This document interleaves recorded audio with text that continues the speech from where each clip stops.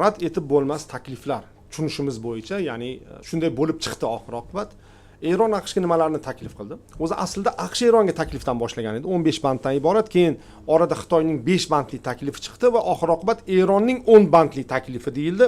Birinchi Amerika Qo'shma Shtatlari prezidenti biz takliflar oldik, lekin yetarli emas bu hali degan aytib turdi, lekin kecha kechqurun tunda umuman olganda mana shu takliflar ustida ishlasa bo'ladi deb qoldi Donald Tramp va yetar endi Erondan deb qoldi. Maqsadimizga erishdik dedi. Da, shunday maqsadimizga erishdik. Barcha maqsadimizga erishdik dedi. Buni shunday tushunsa bo'ladimi? AQSh Eron shartlarini qabul qildi deb tushunish mumkinmi buni?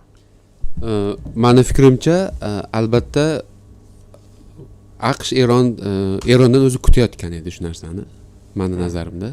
Ya'ni Eronga o'sha boya ta'kidlab o'tdingiz, boshida Amerika Qo'shma Shtatlari 15 ta taklifni bilan chiqdi, keyin undan oldin o'sha Pekin va Islomobodning 5 ta banddan iborat taklifi ishlab chiqildi va bu o'rinda oxir oqibatda o'sha Eronning so'nggi daqiqadagi 10 ta taklifi e'lon qilingani bu Amerika Qo'shma Shtatlari tomonidan qabul qilsa bo'ladi degan tarzda qabul qilindi. Bu endi hozir ikki xil tartibdagi jarayon yuz beryapti. Birinchisi bu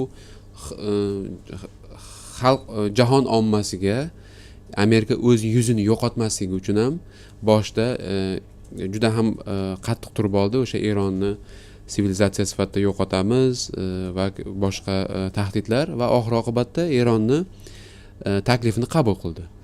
Buni qator orasida o'qiydigan mutaxassislar bu yerda kim diplomatik g'alaba qozondi, kim diplomatik mag'lubiyatga uchradi, uni juda ham yaxshi biladi. Lekin keng jamoatchilik va dunyo ommasiga bu narsa go'yoki Amerika Qo'shma Shtatlari tinchlik sulhining drayveri sifatida namoyon bo'lyapti, lekin aslida unday emas. Endi Eronga ham bu narsa unchalik ham zararli emas. Eron ham asosiysi hozir Eron yashab qolish uchun harakat qilyapti. U taslim bo'lmadi. Buni o'zi sog'lom fikrlari uchun ko'pchilik juda ham aytayapti. Mana yaqinda men uni juda ham iqtibos keltiraman ko'p u haqda. Professor, o'sha Chicago universiteti professori Robert Pape aytayaptiki, Eronning 4-kuch markazi sifatida yuzaga kelishi va Amerika Qo'shma Shtatlarining kuch markazi sifatida tugab borishiga ilk qadam qo'yildi dedi. Ya'ni bu o'sha 10 ta Eronni imtihonning ibtidosi. Xuddi shunday. Ya'ni o'sha 10 ta taklif sulhni Amerika Qo'shma Shtatlari tomonidan qabul qilinganligi bu chorasizlikning namunasida. O'shaning uchun men shunday deb qarayman. Umirbek aka, ya'ni takliflar yuqorida o'zi bunga to'xtalib o'tdik ham, etdik ham. Birinchi o'sha harbiy harakatlarni har qanday shaklda to'xtatish, ya'ni mana shuni bir bo'lmasa hurmatli kuzatuvchilarimizga ham bir o'qib bersak, ya'ni nima to'g'risida gap ketyapti. Tez o'qib beraman. Xo'p, endi bu juda ham ko'p ommaviy axborot vositalarida e'lon qilindi. Shunday bo'lsa-da, hali nima to'g'risida gaplashyapmiz degan hozir. Ya'ni manbasidan kelib chiqibdi sizda. Shunday. Demak, 1 2 3 4 deb o'qib ketaman. Xo'p, harbiy harakatlarni to'xtatish ikki tomondan ham, uch tomondan ham. Hamma, barcha. Barcha. Ikkinchi, xavfsizlik kafolatlari, umuman olganda. Mintaqaviy barqarorlik, ya'ni umuman Eronga ham tegishli deyapti buni. Eron ham hech qanday qitmirchilik qilmaydi deyapti. Hormuz bo'g'ozi, uning ochilishi, nazorat. Navigatsiya xavfsizligi Hormuzdagi o'sha kompensatsiya va qiziq tarafi bu ham o'tganga o'xshayapti. Ya'ni tovon to'lash masalasi. Ya'ni Eronni talab. Eron aytayaptiki, menga tovon to'laysanlar deyapti. Bu ajoyib. Ajoyib deganda Amerikaga birinchi marta menimcha bunday talab qo'yilyapti. Menimcha Amerika o'shancha ham o'tkazib yuborgan, buni tushunmagan bo'lsa kerak deb o'ylayman. Ya'ni nima degan so'z bu? Hali tovon degan so'z nima degani deydi-ku. Hech menga bunday deyishmagandi deb. Xo'p, sanksiyalarni bekor qilish. Birinchidan birlamchi, ikkilamchi. Birlamchi va ikkilamchi. Bu degani Eron barcha sanksiyalar barchasidan ochilib qoladi degani va aktivlarni ozod qilish to'g'risida gap ketyapti. Eronning 79-yildan beri muzlatilgan pullari, Eron yadro dasturidan voz kechish, lekin uranni boyitishni saqlab qolish deyilyapti. Yadro dastur deganda uzr, harbiy bomba. O'zi gapingiz bo'ladimi? O'zi tegidan ham yo'q edi bu narsa. O'zi shunaqa fatvosi ham bor deyshadi Eron. Va umumiy olganda demak hamma yo'nalishda o't ochishlarni to'xtatish. Endi bu yerda biroz joylar almashib ketgan bo'lishi mumkin, lekin mana shu yadro o'sha. Mana taxminan mana shu bandlardan iborat. Shunaqa endi boya siz o'zingiz aytdingiz, birinchi boshlab berdingiz, harbiy harakatlar, harbiy kafolat, o'sha mintaqaviy barqarorlik, bularning hammasi birinchi bosqichda turibdi. Mana hozir bizlar o'sha aytaylik harbiy harakatlar to'xtadi deb shart aytyapmiz, lekin baribir mana xabarimiz bor, e'lon qilingandan keyin ham zarbalar berilgan. Isroil tomoni buni Eron tomoni buzyapti deb ko'rsatishga harakat qildi. Mana o'zi e'lon qildida, lekin urushni boshidan beri Amerika ham xuddi shu ishni qilyapti-da. Ya'ni tinchlikka kelishamiz deb turib, o'zi bu yoqda harbiylarni yig'ib zarba beryapti-da, yana muzokaralar davom etyapti. Lekin xuddi shu ishni Eron qilganida ular ayblanadi-da, ya'ni ular aybdor obrazida keltiriladi. Undan tashqari mana tovon puli to'lash bilan Hormuz bo'g'ozini nazorat qilish masalasi, o'sha har bir kemada $2 million olaman degan qabilida aytilishi, bu o'sha endi yakson qilingan infrastrukturani tiklash uchun mablag' sifatida ko'rilyapti. Ya'ni Eron tomoni gapida asos borki, mana hozir nafaqat Eronda, balki butun Yaqin Sharqda infrastruktura zarbalar qabul qilib oldi, energetika infrastrukturasi, va buni tiklash uchun oylar emas, yillar kerak bo'ladi va juda katta mablag' talab etiladi. Bu mablag'ni Eron shuncha yil o'zi sanksiyada bo'lgan qayerdan oladi? To'g'ri, hattoki o'sha neft sotishni, gaz sotishni maksimal darajaga chiqargan taqdirda ham bir necha uzoq vaqt kerak bo'ladi, yillar desak ham bo'ladi, aslida oylar emas, kerak bo'ladi. O'shaning uchun ham u tezlashtirish maqsadida o'sha aytaylik reparatsiya shaklida mana har bir nimadan o'tadigan kemalardan boj olish evaziga kompensatsiya qilishga o'xshagan formulani taklif qilyapti. Undan tashqari o'sha sanksiyalar degani biz bilamiz, Eronni salohiyati juda katta, ilmiy, texnikaviy salohiyati katta. Agar sanksiyalar birlamchi yoki ikkilamchi, xoh iqtisodiy bo'lsin, xoh siyosiy bo'lsin, xoh mudofaa sohasida, xoh ta'lim sohasida, madaniy sohada bo'lmasin, ochib yuboriladigan bo'lsa sanksiyalar, Eronni iqtisodiyoti tez oyoqqa turadi, rivojlanadi va bu haqiqatdan ham jiddiy o'zgarish bo'ladi. Lekin boyagi aktivlarni ham bitta nimaga keltiraylik, yuqorida o'zingiz ham aytdingiz, bularni Isroil bilan Amerika tomoni bazaviy deb qarayapti. Ya'ni hali bu o'sha uzoq muddatli, xuddi shunaqa, uzoq muddatli sulh uchun o'zak sifatida, ya'ni pища для размышления, ya'ni fikrlash uchun berilgan bir takliflar sifatida ko'ryapti. Biz yakuniy deb qabul qildik degan gapni men hozircha eshitmadim. Bular hammasini qabul qilamiz degan gapni hali birontasi aytgani yo'q. Hattoki Isroil tomoni biz qabul qilish niyatimiz yo'q, to'xtatish niyatimiz yo'q, lekin majbur Washington, rasmiy Washington uchungina qabul qilyapmiz degan gapni zada bilan, dag'dag'a bilan aytyapti.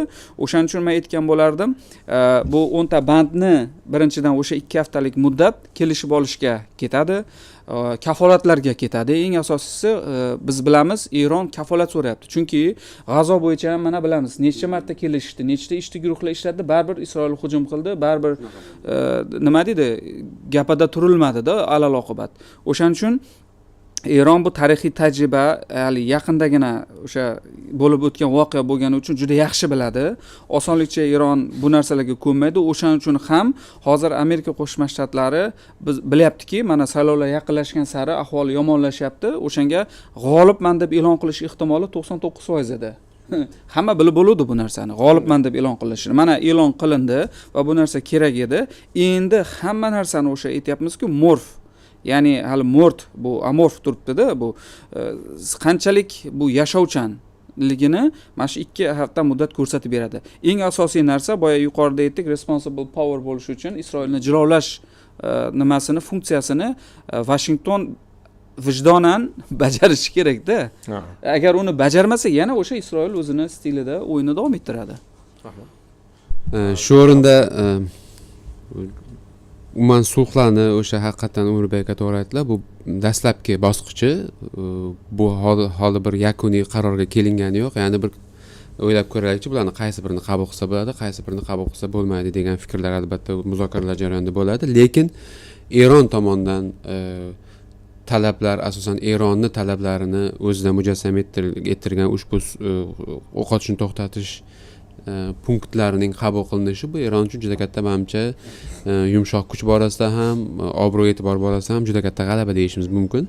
Lekin umuman olganda oxir oqibatda agarda mayli juda ham pozitiv fikrlab, ya'ni ijobiy fikrlab oxir oqibatda sulhga kelishiladigan bo'lsa, uzoq muddatli sulhga endi o'rganilib, qaysini qabul qilib, qaysini qabul qilmay, bu yerda eng katta zarar ko'rayotgan davlatlar va eng katta foyda ko'rayotgan tomonlarni olib qarashimiz mumkin. Mani nazarimda eng katta g'olib sifatida bu yerda albatta Eron va Isroil chiqadi. Va eng katta mag'lub sifatida bu Amerika Qo'shma Shtatlari va uni Ko'rfazdagi ittifoqchilari chiqadi. Sababi Amerika Qo'shma Shtatlari agar kompensatsiya to'lashga rozi bo'lgan taqdirda ham uni o'sha diplomatik o'yinlar bo'ladi, ya'ni Umurbek ham aytganlaridek o'zi to'lamaydi-da, mayli Hormuzni sen nazorat qilasan, o'sha pul olasan, o'shandan to'laysan. Buni kim to'laydi? Hamza aka, nazarimda buni arab davlatlari to'laydi. Shuni aytaman. Umuman boshqa gap yo'q. Buni arab davlatlari. Chunki mana xaritani, Shokirjon xaritani ko'rsiting, kim to'laydi? Amerika $1 ham to'lamaydi bu yerda. Mana bu yerda mayli Iroqqa-ku Eron nimadir qilib berar, qandaydir Iroq bilan aka-ukachiligi bor-ku. Lekin Kuvayt, Saudiya, Bahrayn, Qatar, Birlashgan Arab Amirliklari birdek to'lashadi bu yerda.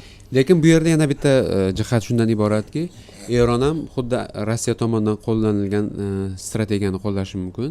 Ya'ni o'ziga do'stona ham munosabatlardagiga juda ham hattoki voz kechib olish mumkin to'lovdan, lekin farqi yo'q. Qayerdan qarangda, bu narsani oxir oqibatda men aytib beraman. Oxir oqibatda arab mamlakatlaridan chiqayotgan neft qaysi mintaqaga borayotganligiga qarab Eron Xitoy eng katta yutug'i shundan iboratda.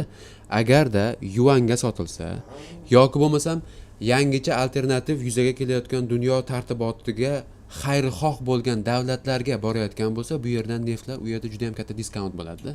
Va bu qolgan mamlakatlar o'z-o'zidan mana yaqin o'sha arab ko'rfazdagi arab mamlakatlari o'z-o'zidan yuqori katta soliqlarni to'lab Yevropa bozori va Amerika bozoriga sotmay qo'yadi.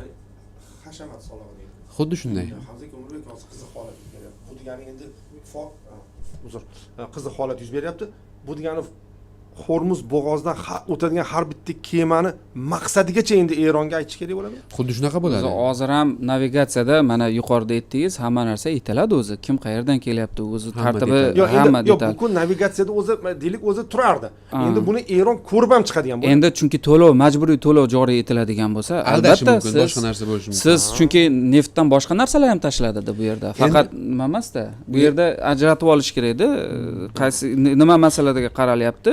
Keyin yana Hamza akani endi fikrini o'g'irlab qo'ydik. Orada men yutganlar tomoniga Pokiston bilan Xitoyni ham geosiyosiy obro'sini ortganligini ko'rsatgan bo'lardim, chunki ular ham qaysidir ma'noda yutuqdadi. Ya'ni to'g'ri, ular ham zarar ko'rdi. Ular masalan aytamiz 80% Eronning neftini yoki u 13% Xitoyni energetik nima deydi, talabini qondiradigan 80% lik Eron neft gazi energetikasi muhim rol o'ynaydi. Lekin bu yerda geosiyosiy vazn jihatdan ham Xitoy katta kuch ekanligini ko'rsatib qo'ydi va Pokiston ham nafaqat regional mintaqaviy lider, balki xalqaro o'rtakash yangi figura sifatida kirib keladida. Shahboz Sharifni qaysidir ma'noda Xitoy va Pokiston tandemini g'alabasini ko'rishimiz mumkin-da. G'olib degan bo'lardim. To'g'ridan to'g'ri ishtirokchilar nuqtai nazaridan aytdim endi. Agar to'g'ridan to'g'ri ishtirokchilar bo'lganda, albatta Eron va Isroilni ta'kidlashni ma'qul ko'rdim.